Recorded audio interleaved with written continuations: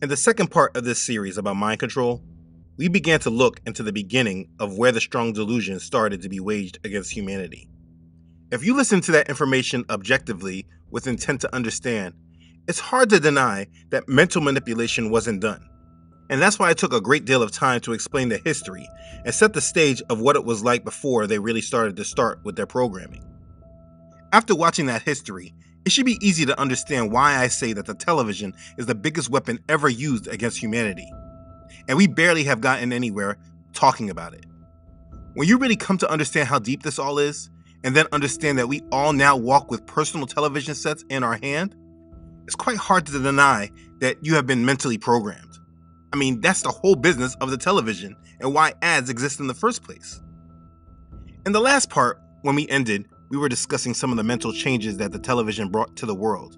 And after discussing the changes from politics and TV journalism, I didn't want to overwhelm with information when considering the next two ways, being that they are also very huge in the grand scheme of how we are in this world today.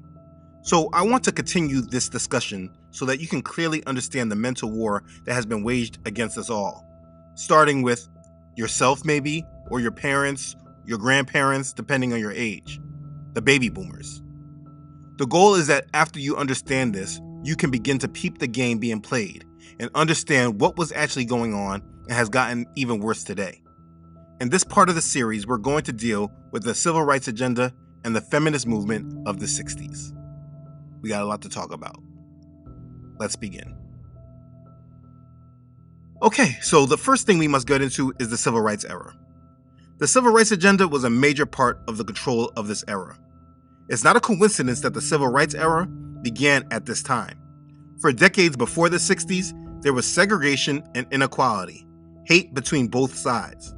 And if you honestly think that what changed all of this was just a natural feeling of love and hope or activism, if you think those things changed this dynamic, you are entirely too naive. And I don't mean that to offend you. It was not love, hope, activism, or even the God of the Bible, Yahuah, carrying this out. These changes came because the powers that be have had us on a path towards a new way of the world. And in order to bring about that agenda, Satan needed to change the minds of the people to be more aligned with this new way of thinking that he was producing. This change would not have been possible without the television. The television changed the narrative because it was designed to do so. It was all a program. But the program, it was not for the adults. Both of these sides were already set in their ways. I'm speaking of both white and black adults. The program of change was set and intended for the baby boomer generation. These minds were already in control of by a small few, and they were carefully being guided into following the path that was set for them in order to bring us to where we are today. So we need to understand it. We're going to start with the civil rights agenda. In discussing the civil rights agenda, it's important to know and understand that in the Negro community, it was not the adult Negroes from the silent generation that were generally excited about Michael King and his new movement. I'm not sure if that's common knowledge or not. There was a movie called The Butler. It took me a while to watch the movie because it just sounded boring, but it was actually a decent movie. I think it did a good job with showing the difference between the older generation and the younger generation in the Negro community. Now, one thing I hate about that movie, and all movies like that, is that they completely leave out and ignore the Prince Hall Freemasonry aspect of the main characters, which does not give a clear picture of truth to those watching. And of course they don't, but the Prince Hall Freemasonry is a big reason how these people were able to be around all those secrets. But anyways, the younger generation, which were these baby boomers, they grew up wanting revolution, and they followed men like Michael. Now, I made a video about Michael King and his so-called dream. So if you don't understand my issue with him, please make sure you watch that video. I'm not getting into it fully here, but I think that as I explain, you should be able to make this all out for yourself. Regardless of my feelings about him, the parents hated his movement, and they wanted their children to stay out of it. Listen to this conversation this man had with John Lewis. These two are part of those sit-ins. Hey, this letter I got from my mother, it sort of disturbed me. It hurts me in a way, man. She said, "Dear son, I was glad to hear from you. And sorry, too, because I didn't sleep all night praying and crying and thanking God. He's been so good to you. What are you fighting for? You don't have a family. Yet you remember who are helping you in school. It is the white people. What about the people of your race? Well, what are they giving you? Remember, don't hurt yourself. Remember, your advisor asked the white people to help you. They did. So you don't want to fight the people who are trying to help you. Remember, God will straighten out everything if you just give him time. You don't have to eat with the white people. And you live all these years, just pray and trust in God. You're not learning your lesson in school. God is nobody to play with. You're just making disturbance. See, she didn't even give her complimentary clothes or anything, man. She's really upset, man, but gosh, man. I mean, I know she cares for me, you know. I mean, I know she loves me, but man, she just don't understand. She just don't understand, you see what I mean? The mother did not want her son in the movement and wanted him to trust in God. But he rejected his mother and said she just didn't understand. And they went out there pushing this agenda. And ironically, now as adults, our parents, who were these baby boomers, they chastise us, saying that we don't understand. So their parents didn't understand them, and us as their children don't understand them. They obviously were just a generation on their own. But I'm getting off track here. These young baby boomers, they didn't know how the world really worked. And some of these men were Masons and trying to move up the ladder, yes. But as a whole, the young people, they didn't really understand how the system worked. They just knew what they were told. So what I'm saying is that this civil rights movement that everyone today looks at as a great thing, it was not fully endorsed by the older generation. And I think that's important to know because that generation, they were not mentally programmed the same way. There was a rift between the programs. Now, depending on your view of the world at this time, you may not understand why I have an issue with all of this, being that I obviously take advantage of these rights that we have today. My view of that civil rights era is simple. I believe we either should have dealt with the hatred or fought back. But either way, we should have worked to keep our families together and keep the devil out of our homes and our lives. Once we signed to be equal, it was like signing a deal with the devil, giving the devil authority over our community, and we have never been the same since. You may disagree, and that's okay. That's not what I'm getting at. The point I want you to understand is that all the generations did not agree and support Michael King and the civil rights movement at first. And I bring this up for specific reasons. When you watch the footage of the civil rights movement, look at the age group of the people protesting and doing the sit-ins. Now, granted, these young people, they look a lot more mature than our young people today. Yes, they do. But they were still children. They were college students. They went to college and were recruited to be a part of the movement for change. And they did not respect their parents for not supporting them through it. It was the baby boomer generation that pushed for all this change, and it was them that was used to bring us into submission today. But hey, I get it. They truly thought what they were doing was right. So the better question to ask and understand the answer of is, why did they all of a sudden now have this conviction? The answer I'm sure you can guess. Yep, right here. This idiot box right here. You see, the TV journalism that I spoke about in part 2 began to cover civil rights demonstrations and began to soften as well as activate the hearts of the younger generation. It was our responsibility to find a way to dramatize the issue. Congressman John Lewis says that the movement's leaders realized to bring change, they needed to reach white Americans. How did you do that? As a movement, we literally put our bodies on the line. Influence on the civil rights coverage. Hank Klibanoff co-wrote The Race Beat, a book about the media and the movement. Well, race was a big story in the South, beginning in the 40s and 50s. It's just that no one knew about it. Finally, by 1957, major northern newspapers discovered the drama and the story. How do you feel about integrated passengers? The television networks followed. Even major southern media paid attention to the open hatred. You've got to keep the white and the black separate. And the violent response to peaceful protest. If you're going to beat us in the light of day. Beat us while the camera's on. Beat us while the camera's on. Michael King was being covered on the news and was given invitations to the White House and was doing marches. I mean, the media, they even took you in his church, seeing him as a church minister preaching. Now, the crazy thing is that you really don't know the gospel that he preached, because I assure you, it has nothing to do with the gospel that's in the Bible. But because he was behind a pulpit, he had to be a Christian. And so if he was talking about God, they believed it had to be God's will. But he was a known leader in the black community, and they were looking for one. I mean, he debated white men on television. He had clout. So during the civil rights era, they were televising the segregation. In the news media, they were giving out the views from everyone. All of a sudden, people's personal opinions were being televised as national news. So people watching it began to be moved by them. Like this right here. This was a school meeting when parents were worried about integration after Brown v. Board of Ed. They were talking and asking questions, and the narrator was speaking about their real thoughts.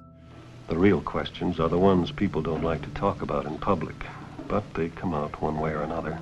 I would like to know what percentage of white and Negro students that will be going to our school. He's heard that Negroes are taking over the neighborhood. Is our school going to be able to keep its high standards? She's been told that Negroes are less intelligent than whites. I'd like to know what our school plans on doing about things like social dancing. He's worried about intermarriage.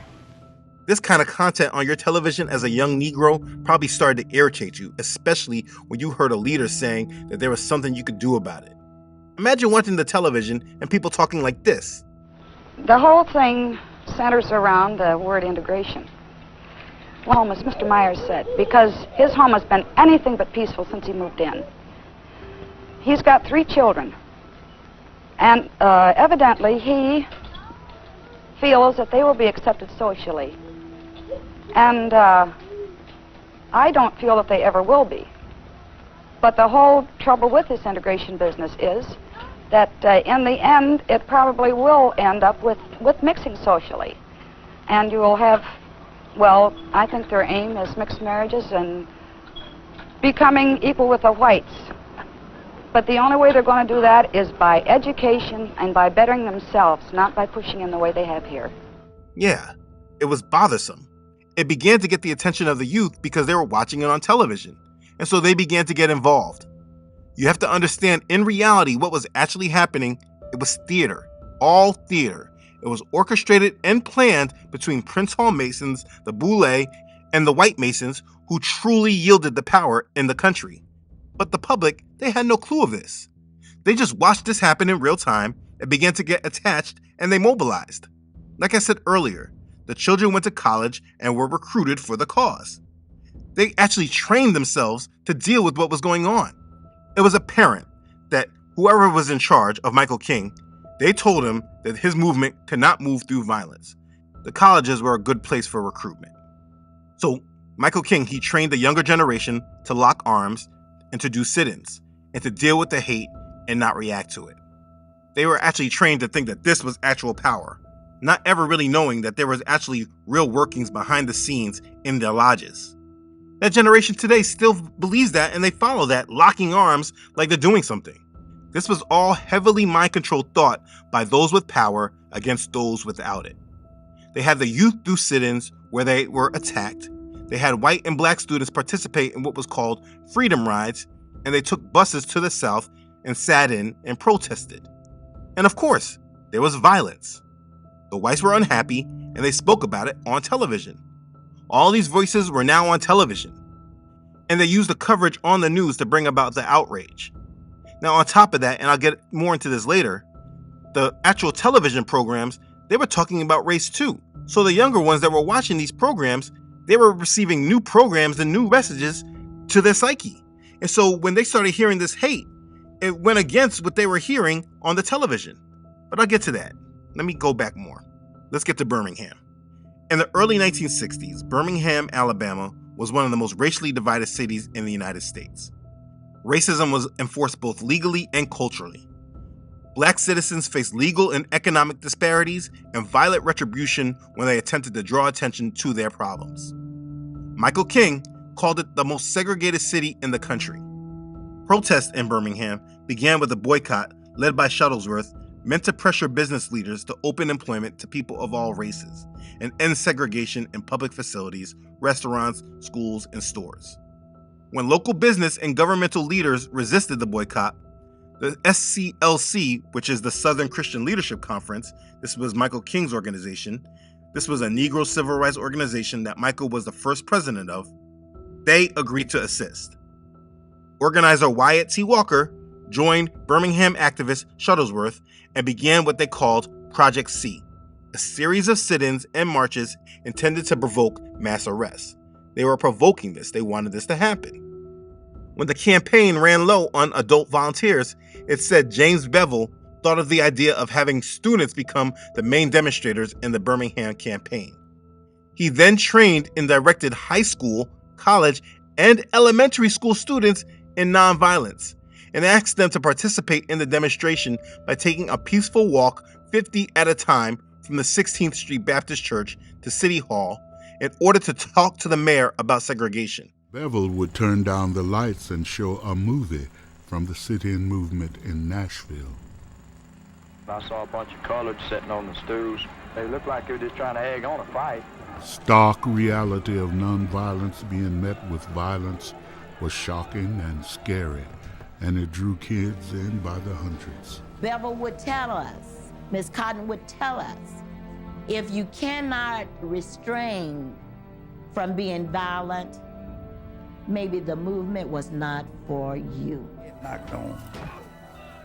You really got to think real hard and twice. Because the fellas down on 15th Street, those fellas would fight back. They came to fight. But because of Dr.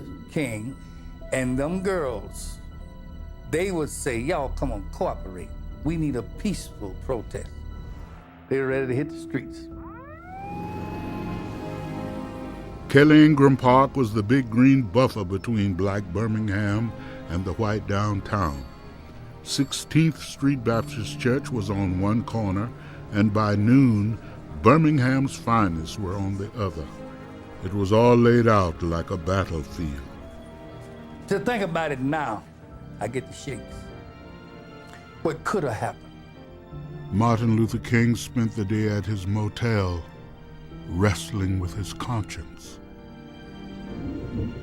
A lot of people thought the kids were going to get hurt.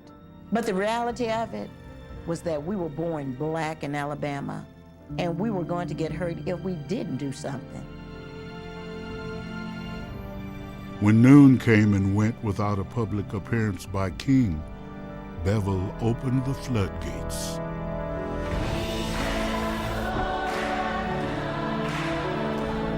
They came out in waves of 50.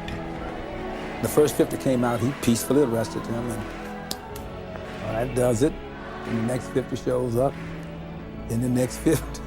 He took young children and put them right into violence. This resulted in over 1,000 arrests. And as the jails and holding areas filled with arrested students, the Birmingham Police Department, at the direction of the City Commissioner of Public Safety, Eugene Bull Connor, they used high-pressure water hoses and police attack dogs on the children and adult bystanders. Anybody that was there could get it.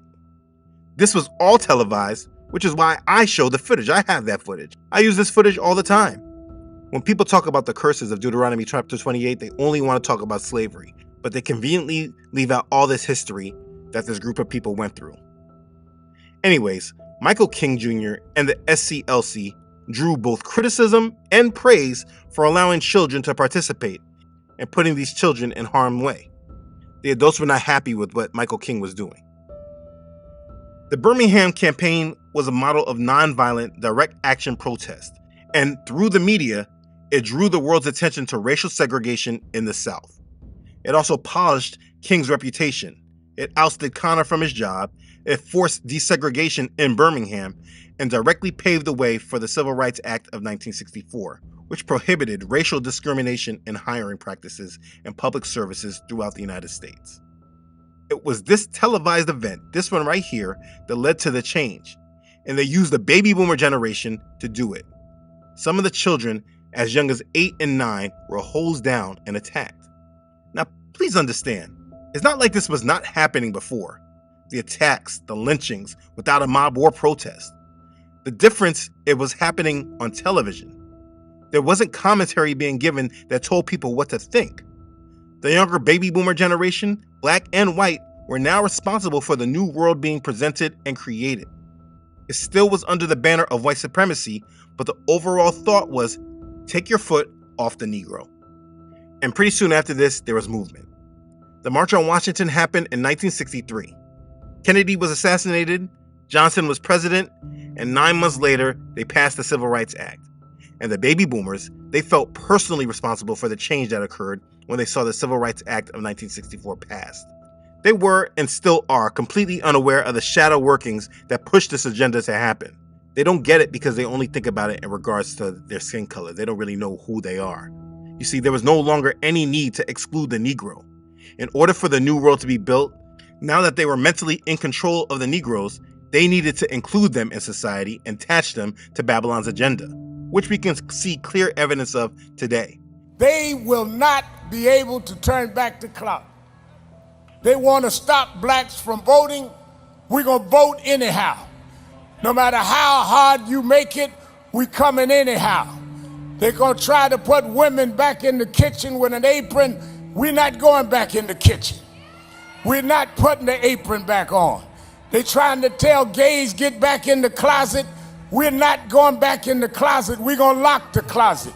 We're going to stand up for who we are and where we are and what we are. Our fathers fought for this, and we're going to maintain it. 60 years ago, Martin Luther King talked about a dream. 60 years later, we're the dreamers. They didn't need to exclude them. They needed them to be a part of what they were doing. So it's time to bring them together. A people who were once heavily in the church and had conservative values had chosen politics over their faith, and that started here at the Civil Rights Movement. If you wonder why so many Negro parents and grandparents vote for these liberal agendas, gay rights, abortion, feminism, it's all because of this event in 1964 that they're so attached to. This agenda was selling their soul to their masters, but I'm sure they don't see it that way. We're talking about this people who were brought here involuntarily, were forced to serve as slaves for hundreds of years. And now they were demanding to be a part of these same people, not really knowing anything about them. They just wanted to be equal because they were told that they were nothing. They were told that it was all about their skin color, why they were hated, and they just wanted to be accepted despite the fact that they were black. I mean, that's just complete garbage when you really think about this whole agenda. Either way, they were manipulated by sellouts who were attached to the enemy and were used by the enemy to make these people attach themselves to a system and a people that were against the Most High. They were led by Michael to look for the promised land, and that land was not a promise from Yahuah, but it was a promise to be a part of this country, and so this is their religion. And they don't know anything else because the black church was completely built around this. Equal rights and economic prosperity is the religion of the black church, and they are completely lost. They were mind controlled to put their civil rights and equality and tie it to their faith. This is what the baby boomers knew. This is the black churches they grew up under. They didn't grow up under truth and biblical knowledge. They grew up trying to be equal, and that was their religion, and it is their religion. They follow a social gospel. Like I said, what was being preached in the churches was a social gospel. And so they had no real idea on who the God of the Bible is, except that they were to believe in him. And that hypocrisy led to the next wave of why their children and the next couple of generations after began to disavow themselves with the Bible, because there was clear hypocrisy from their parents. But I don't want to move too fast ahead of myself here. The point is that the civil rights became the religion of the Negro community, and they were controlled and steered by it. And after everything was locked in and set in, they killed Malcolm, who's going off script, and they killed Michael, making him a martyr and locking in his movement in which he could never repent from or change. He was locked in, and the fact that they killed him, it solidified his movement in the eyes of the world. This is all high-level sorcery and witchcraft broadcasted over the television sets, and it took a hold of the baby boomers, who were the ones who were raising the generations who would be preparing for the beast, my generation and my children's. So as we see what went on in this history, as you start to look at your parents and your grandparents and wonder why they vote for liberalism, even though they say they're Christian, Especially those moments and especially for those moments when this campaign was at its lowest ebb, the African American community stood up again for me. You've always had my back, and I'll have yours. It is this moment in time that led them here, and they have not woken up to what truly occurred.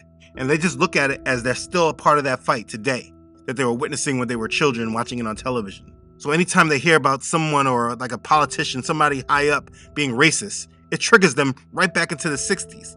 This is severe mind control. They don't know how to look past it.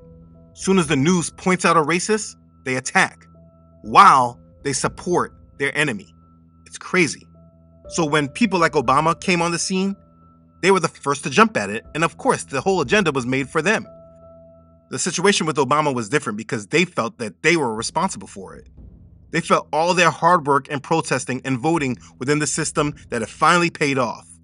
From the slave house to the White House, many of them said. But this was ridiculous because they literally knew nothing about how this country and this world truly worked. They just knew what they were mentally directed to believe since they were born. And so when Obama came on the scene, they voted for him because he was black, nothing more. He was set to continue the dream of Michael King. They didn't know his politics. They didn't care.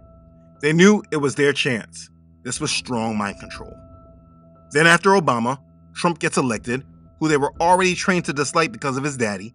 The minute it was time to turn on the hate, labels of racist were given, racism was brought in, and they were manipulated and moved so much by hate that they started voting against their faith, actually denouncing it, because they were trying to receive a promise of this world rather than a promise from Yah. And please, do not misunderstand me. I'm not a Trump supporter and I don't care about Trump. I'm just talking about your mental programming. Don't let it get to you, please. I'm not a Trump supporter.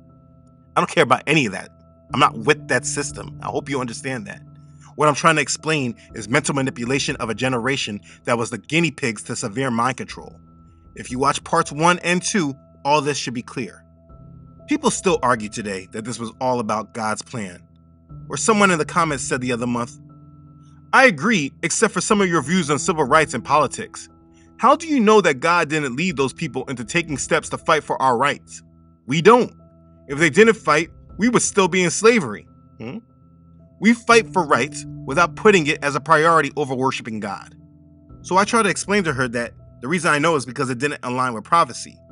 But they didn't want to hear that because of the world that they wanted to believe in. That generation believed that Yah was in the mix when it was actually Satan using his minions of Freemasons and Boule puppets. It was a mental psyop that the people were suckered into believing. And because they never actually knew Yah more than they knew religion, they wrapped their understanding of God into these events. They followed a mind-controlled narrative and agenda that was set for them that they had no idea of. They had no idea of reality. They had no idea who these people truly were behind the doors. What these people were actually said and what they did when the cameras were off. What they did in secret. They knew nothing about these true agendas or our so-called leaders. They believed the news and what they were told, and they believed in the overall goodness of the government. And you need to know and understand that these thoughts were all placed in there by the television since they were young, and their job was to live through this programming and pass it down to the generations after them. It's all mind control. And here's the hard reality. The thing is that, yes, they were manipulated, obviously, but they still will be found guilty because they did not seek out Yah for themselves in his word. They had the word in their hands, but they followed man. They followed others who said they know him, but in reality, those others were leading them falsely, like 2 Corinthians 11 says. For such are false apostles, deceitful workers, transforming themselves into apostles of Messiah. And no wonder, for Satan himself transforms himself into an angel of light. Therefore, it is no great thing if his ministers also transform themselves into ministers of righteousness, whose end will be according to their works. 2 Corinthians 11, 13 through 15. And so, the civil rights movement was made entirely possible from the mind control of the television that was in 90% of the homes in America. It wasn't just the TV journalism that assisted with the change, but they also started making programs that included race and other themes that got the white community, particularly the baby boomer generation, to start looking at things differently, like I was talking about earlier. The TV began to tackle serious issues like race. They were being primed for it. In the 60s television show like The Twilight Zone, it often told stories of racism. You know what the blackness is? It's the hate he felt, the hate you felt, the hate all of us feel, and it's too much of it. It's just too much. The TV show Star Trek, it addressed the notion of a time where social evolution had eradicated prejudice and mankind possesses no bias whatsoever. In 1968, that space-age series even featured the television's first interracial kiss. The television started changing the minds and hearts in society on the idea of race. And though the older generations protested against these things, the younger generations began to soften up. Was racism done away with? I mean, far from it. But they began to accept ideas of equality and rights, even though white supremacy still said that they were the ultimate race. And that doctrine is still subtly believed in today. What is y'all's race or ethnicity? Caucasian. Caucasian. I could have guessed. If you guys could be one race for a day, what would you be and why? We're the superior race, like not as in like that. And this was the real story of the civil rights movement. Look past the media and the mainstream. This was mental manipulation on a generation primed and used as puppets. This is the truth about the civil rights movement. Now, last point of mind control that I'm going to bring up from the 60s is with women's rights, gender equality, and feminism. In part 2, I broke down exactly what the 1950s was like after the war before television was mainstream. Once the war was over, traditional roles were reaffirmed. Men were expected to be the breadwinners. Women, even when they worked, assumed their proper place was at home. In the 1950s, the nuclear family was the norm. It consisted of a young husband, who more than likely was a war veteran, and his wife, who had settled into the suburban tract house and began to add to the family they had started the previous decade. All Americans, whether from the city, the suburb, or the small town, were expected to look a certain way and neatly fit into the mainstream. The husbands and fathers were the breadwinners, while the wives and mothers stayed at home, cleaned the houses, cooked the meals, and raised the children. Teens and young adults dated and went steady, which was a prerequisite to becoming engaged. They were expected to marry, start families, and assume the same domestic roles as their elders. This was the 1950s. And this was the way of life millennia before this. This was the family structure. The Bible says, "Wives, submit to your own husbands as to Yahuah. For the husband is the head of the wife, as also Messiah is the head of the church, and he is the savior of the body. Therefore, just as the church is subject to Messiah, so let the wives be to their own husbands in everything." It's Ephesians chapter 5, verses 22 through 24. There was a wave of feminism that started earlier, but this overall view was not challenged in a great deal until the 1960s. And if you can't see how controlled people are, I don't know what will prove it to you. Understand, this generation was named Baby Boomer because of the amount of children the silent generation, their parents, began to have. There was a baby boom. So, do you know what slowed the baby boom down? Television. Let me show you. It first starts with birth control. In this morning's Health Watch, 50 years of the pill. This week is the golden anniversary of the birth of birth control, a medical breakthrough that has changed society and the sexual landscape forever. Today, it still has critics, but about 100 million women around the world use it to control when and how many times they become pregnant. The invention of the birth control pill revolutionized life for women in America. It's completely changed women's options. The pill promised to free women from biological bonds, and it did just that. In the 1950s, women made up about a third of the workforce. Today, women hold nearly half of all U.S. jobs. In the 1950s, American women on average had 3.8 children. Today, that number has dropped to 2.1. It made them able to pursue higher education, to pursue careers, and to plan the size of their families, which was something they'd never been able to do before. The approval of a contraceptive pill was approved by the FDA in 1960. Now, this pill called Inovid is said to be a creation of Margaret Sanger and Gregory Pincus. But overall, there's not a lot more on this drug. But like I always say, follow the money. Who was a huge supporter of Margaret Sanger? From their website on the Rockefeller Brothers Fund. The Rockefeller family, especially John D. Rockefeller Jr., was an early advocate of Margaret Sanger's pioneering work in birth control as a means of improving maternal and public health. In 1942, when Sanger's Birth Control Federation of America joined the Planned Parenthood Federation of America, the RBF, the Rockefeller Brothers Fund, began its own support for the organization. This was a cause in which founding trustee John D. Rockefeller III took particular interest.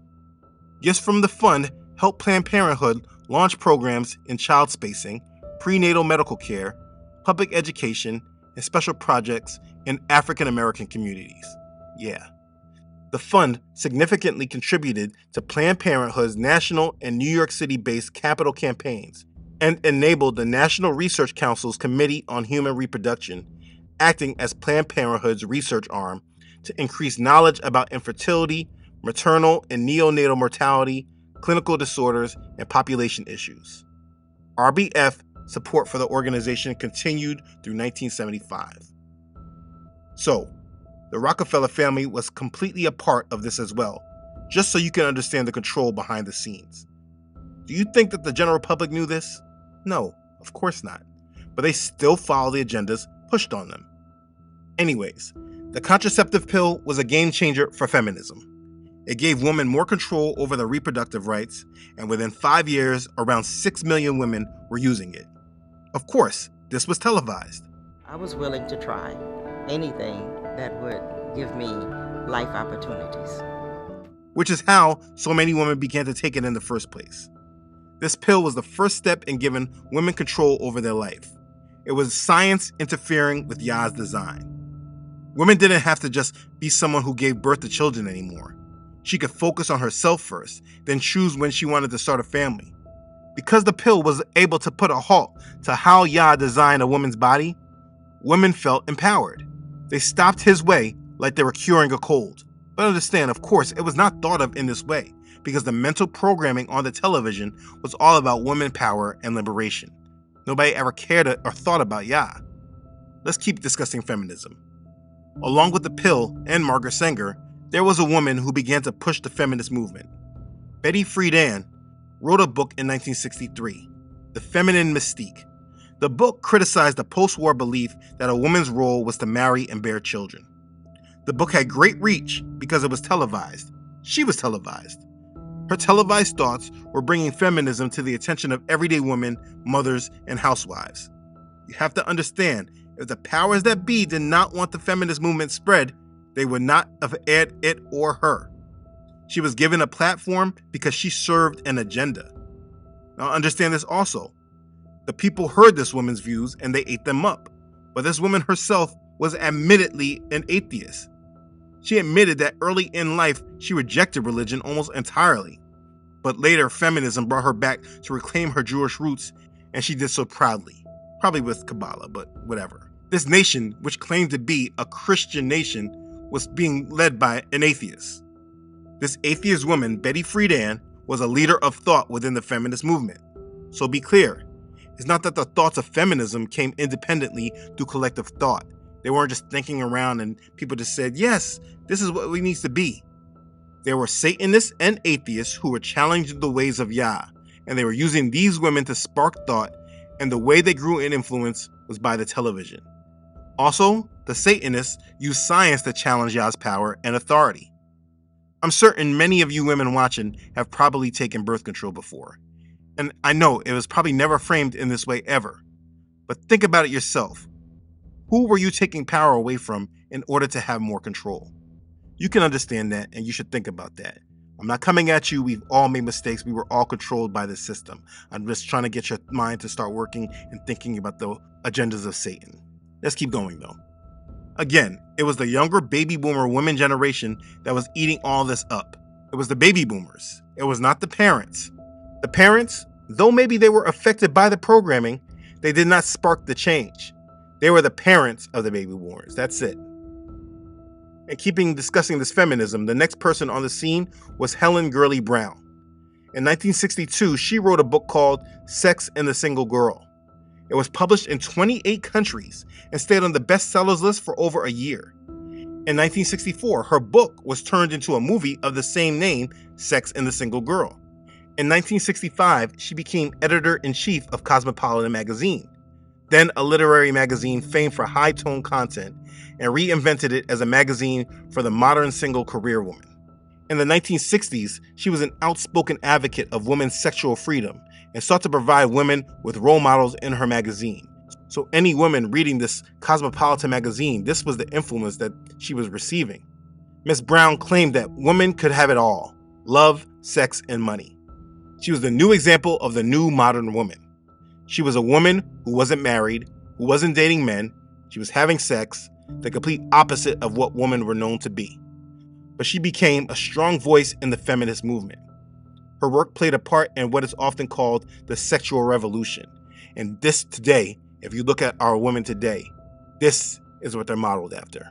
This right here, this woman. Although she attended Protestant church services during her youth, as an adult, she dismissed religious faith. She was fond of saying that good girls go to heaven, bad girls go everywhere.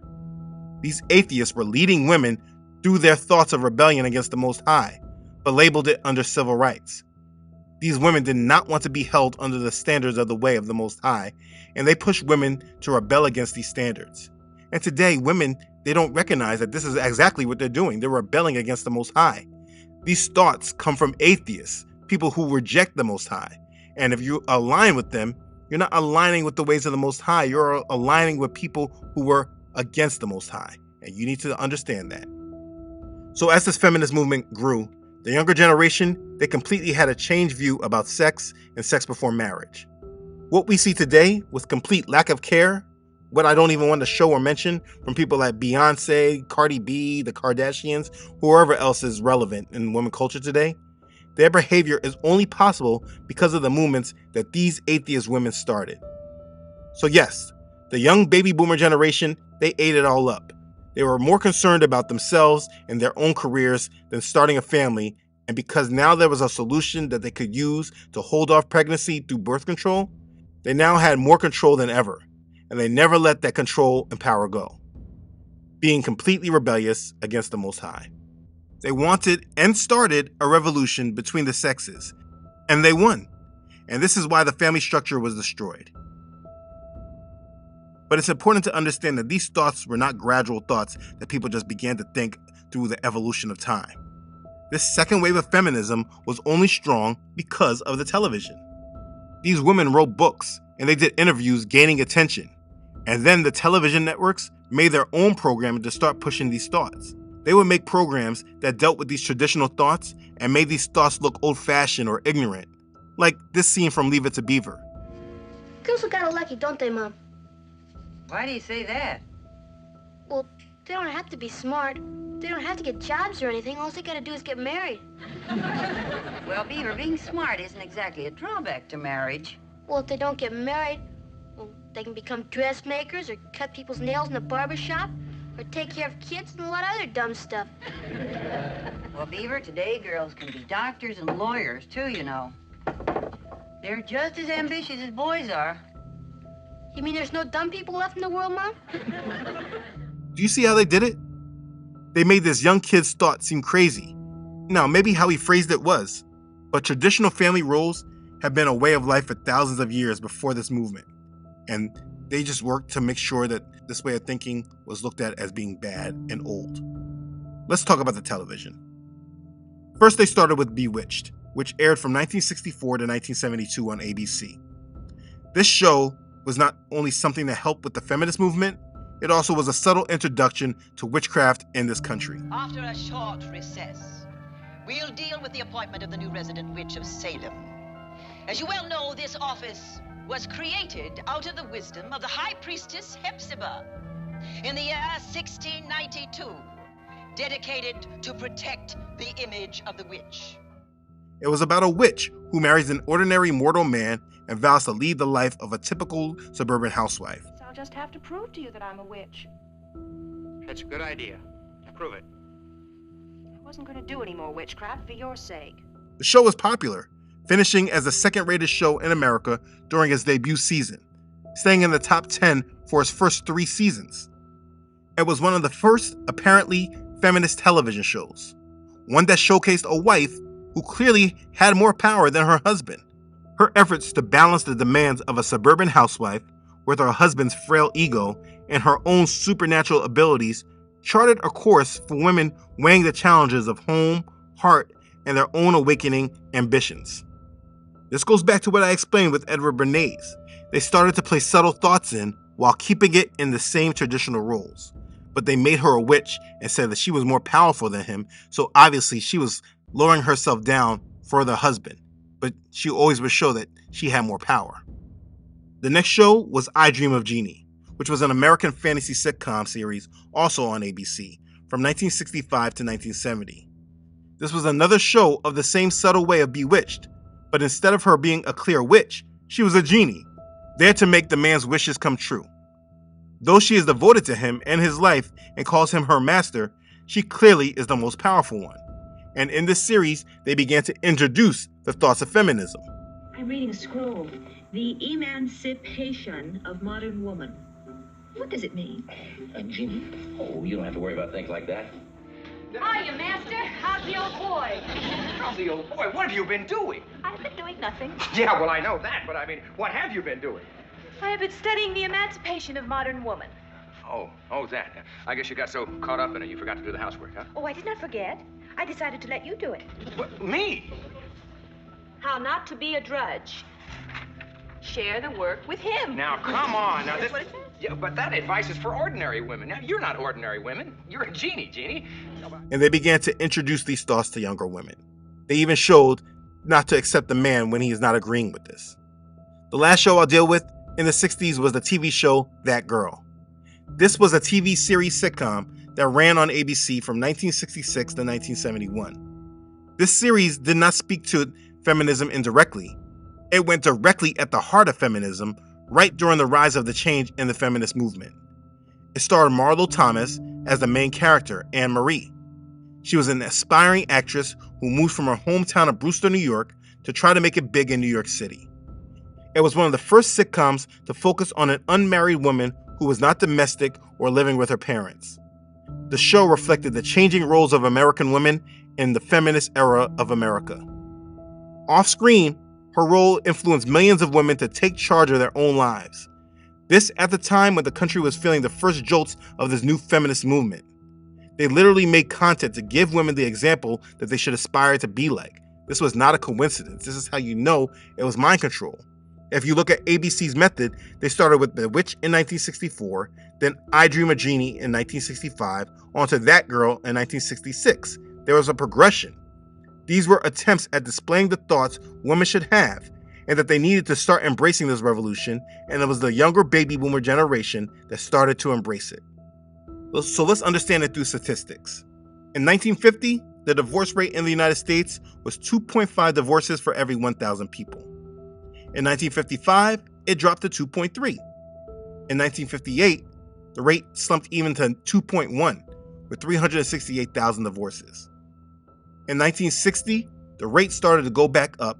It was 2.2 per 1,000 Americans, and by 1965, it went back to 2.5 that it was at 1950, so it went right back. By 1969, the rate jumped to 3.2, with 639,000 divorces. In 1970s, the annual rate of divorce was 3.5 per 1,000. But by the end of that decade, it reached 5.1 divorces per 1,000. This mental programming was real and on purpose. Women were mentally programmed to rebel against the roles the Most High established for the family, and they wanted a life that fulfilled their own ways and desires. And now today, this way of thought just seems to be normalized, and speaking against it is deemed as out of touch and oppressive. This thought was not decreased, but heavily increased, and we can see this over time as we go through the mind control. But the point I've been trying to make should be made clear by now. This second wave of feminist values was started by women who did not believe in God. They were anti-Yah and anti-Messiah, provoking rebellion against the ways of the Most High. But they were given a platform and they used it. Those that control the television networks made a decision to give rise to these thoughts at the same time where their birth control drugs became approved. This was a complete agenda that was programmed into the baby boomer generation. And the evidence does not lie when we follow the statistics of what happened just a decade later. The rise of divorce pretty much doubling and climbing, and that is not even counting the difference in the age when men and women started getting married. There was an obvious change, and today, people think that this was natural evolution. People have been getting married for thousands of years. It's an ancient institution, but for some people, it's perhaps a bit too ancient. 89% of the world's population now live in countries with falling marriage rates. This is especially pronounced in the richest countries. Among the 38 OECD nations, most recorded between 7 and 10 marriages per 1,000 people in 1970. By 1995, this fell to around 5 to 7 marriages, and it continues to plummet today. So why is this happening, and will it spell the end of marriage as we know it? A stable marriage has often been associated with financial stability. Married households in the US hold significantly higher wealth than cohabiting couples or singles. But despite this, the marriage rate in the US has dropped by nearly 60% since the 1970s. And the median age for first-time marriages has increased for both women and men. But the truth is that all these thoughts are just results of heavy mind control gauged against the unsuspecting public, and today we suffer from these mental attacks waged long ago. Millions of young women started to follow these women's thoughts, and they wanted to create a revolution between the relationship of man and woman. They were not told that these thoughts came from atheist women who were anti-Christ. Their thoughts were made popular and were made to be widely accepted. But the funny thing is that the feminist movement assisted with the civil rights movement because it was moving in with its own agenda. Well, the main demand, of course, is equal rights to have a job, to have respect, to not be viewed as a piece of meat, equal rights to set forth our own humanity, equal rights to get into graduate programs, to get into schools, to training programs. We're the bottom third of the employment in terms of pay. The Civil Rights Act of 1964 prohibited discrimination based on race, religion, color, or national origin in public places, schools, and employment. Discrimination based on sex was not initially included in the proposed bill, and it said that it was only added as an amendment in Title VII in an attempt to prevent its passage, but it passed anyway. They added it in because this was the overall civil rights bill riding the curtail of equal rights for racial relations. Those following the civil rights agenda destroyed their families in the process by putting man in place of these decisions.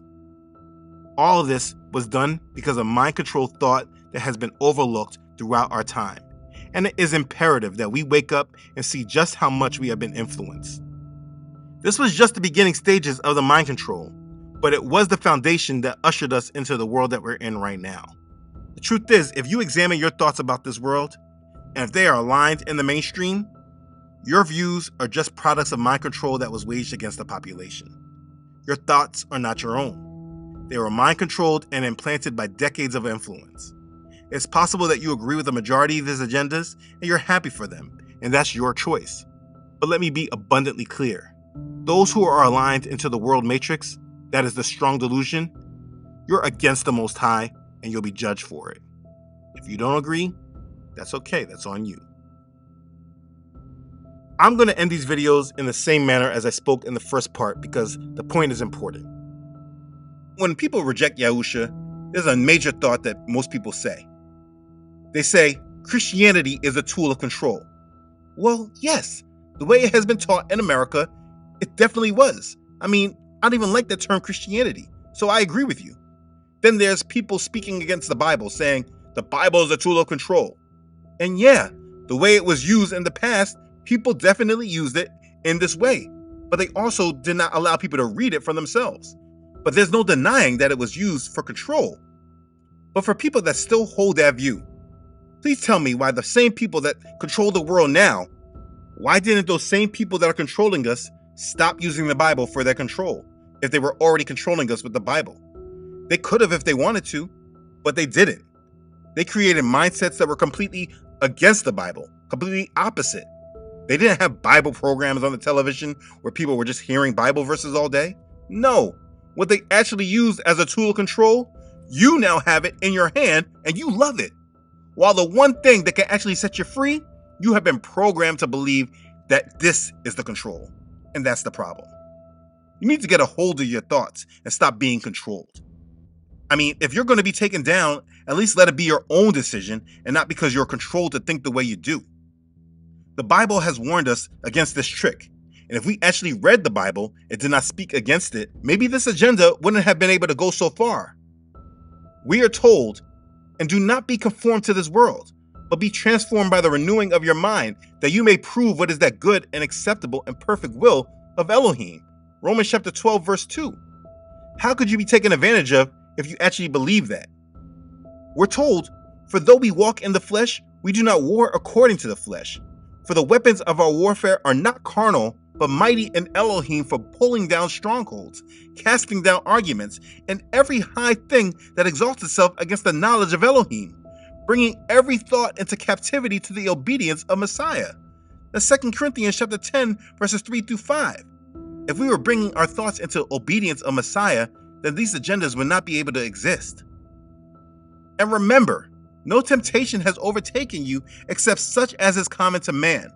But Elohim is faithful, who will not allow you to be tempted beyond what you're able, but with the temptation will also make the way of escape that you may be able to bear it. That's 1 Corinthians chapter 10, verse 13. These thoughts that we all have must be analyzed and reviewed.